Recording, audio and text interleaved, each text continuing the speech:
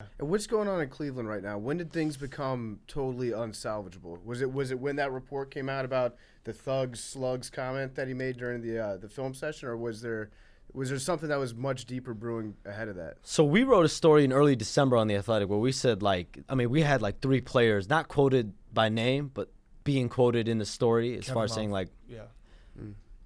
basically saying that,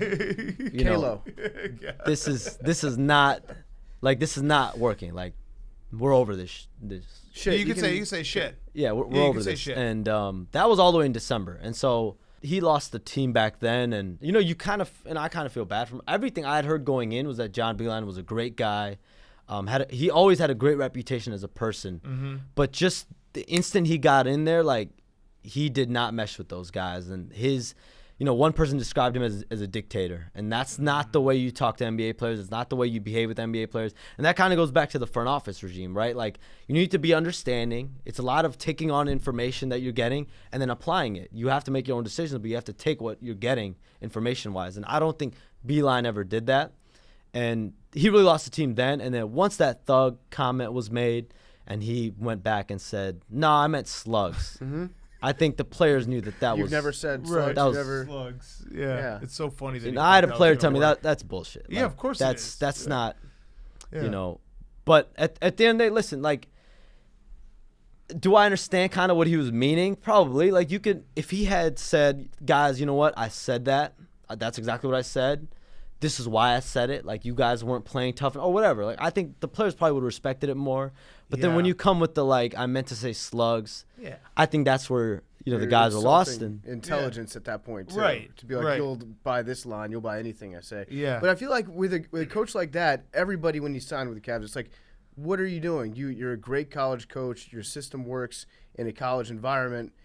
It's not going to work in the NBA. You have to imagine that he had a plan, at least in his head, of how he could adapt. Did he just not even try, or did he try and it went sideways? I think he thought that what his methods were in college were going to work at the NBA level, and it just wasn't even close. And it's crazy to think about because he had such a cushy job at Michigan. He would have stayed in Michigan for however long he wanted to stay. Mm-hmm. And now he's one and done in the NBA. Couldn't even make it to the All-Star game. I remember just working on the reporting of this story, and that weekend, around All-Star weekend, a lot of high-level executives were talking about hey, he's retiring or he's stepping down at the end of the season. I'm like, what?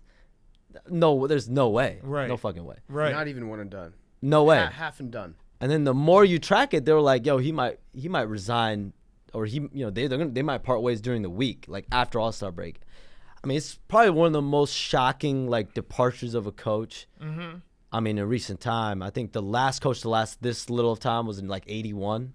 So it was just, and then the guys playing the thug music after, right. He says the line, I had a player walked into the team bus with beats, that audio player that you just hold in your hand. Yeah. The pill thing, yeah. Just blasting Trick Daddy's "I'm a Thug," and Beilein sitting first chair, it's insane. That's perfect. I don't know when this is going to air, but I bet on the Cavs tonight, just the dead cat bounce back game where they're just. You think so? Yeah, I mean they'll play harder tonight. They'll play hard for JB Bickerstaff. Right, and they'll play harder just to be oh, he really was the problem.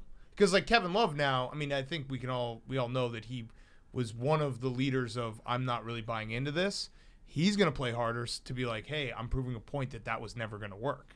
He said it. I mean, I think he said it publicly pretty much. He showed up to camp 2 seconds before the season started, which was a pretty clear sign that he didn't want to be there. But I've never seen a team kind of revolt or feelings toward a coach kind of quite like this. 1 to 15. We're not even talking just the stars or just select young players. This goes to the end of the bench, the 15th man, and you typically there's got to be one guy that's you know what, I'm cool with this. Right. But it was, and this you got to also point the finger to the front office and, right. and the ownership for them to go and hire him. They couldn't have saw this coming. This is bad. No, I noticed that when Big Cat's phone just dinged, you instinctively grabbed at your phone. Had you ever get anxiety? My baby monitor. Yeah, at home. Swear to God, that's beautiful. Yeah. Do you get anxiety if you leave your phone in a different room for 5 minutes? Yeah, no question. I mean, I've missed stories probably because I'm like a minute late or 30 seconds late. So you always got to be on. I mean, like going to school when I was a kid, like I would walk out of classrooms for like 20, 30 minutes at a time because I'm just like, I got to take this. And like, people at the time, I don't think they knew why I was like leaving for like 20, 30 minutes. And the teacher would be like, hey, like we need to talk after class. All right, here we go again. Dude, your life is a movie. They're going to write a movie about this. Like 16 years old, walking into the hallway and taking calls from GMs and stuff. That's it right there. That's a movie. You guys got the first. Yeah, all right, perfect. We'll write we it, will yeah. write it. We will write the movie. If you're cool with some dogs with boners being put We'll in get there into that somewhere. later. But We'll get into that we'll later. get there.